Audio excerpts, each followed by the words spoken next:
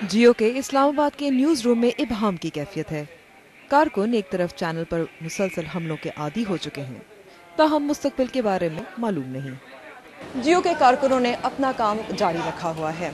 मुअत्तली के साथ साथ जियो को 1 करोड़ रुपए का जुर्माना भी अदा करना होगा, ना किया तो लाइसेंस मंसूख हो सकता है।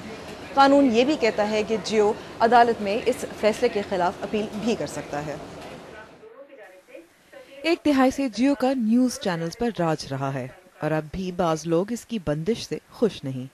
जियो का लाइसेंस बहाल किया जाए, ठीक है। पहले भी जियो बंद हुआ था, उसके लिए हम पहले भी आवाज़ उठाया था। हम तो सारी बात जियो को लाइक करते हैं।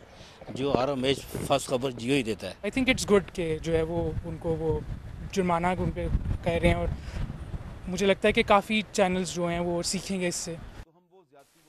मामला अप्रैल में जियो के एंकर हामिद मीर पर हमले से शुरू हुआ, जब उसकी जिम्मेदारी बगैर सबूत के खुफिया एजेंसी ISI पर डाली गई। बाज सियासी और मजहबी जमातों ने जियो के खिलाफ एहतजाज किया।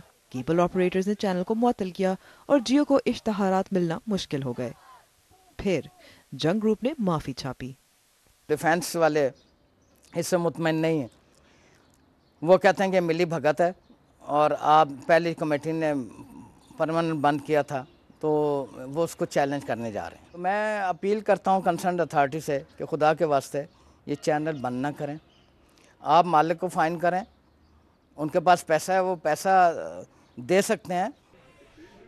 जियो भी खुफिया एजेंसी ISI के खिलाफ चैनल की साख खराब करने के इल्जाम पर कानूनी कार्रवाई कर रहा है।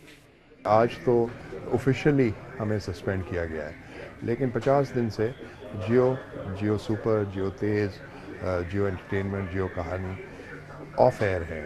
और इसकी वजह यह है कि वो जो केबल ऑपरेटर्स हैं उन्होंने खुद ये एक फ़ैसला लिया है, किसके कहने पे और किसके धौंस और धमकी की वजह से ये तो फिर आगे जाके बात सामने आएगी।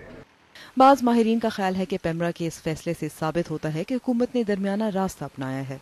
ताहम क्या अस्करी क़यादत और जंग ग्रुप अपने अपने मोर्चों से पीछे हटेंगे? अंबर शमसी, BBC न्यूज़, इस्लामाबाद।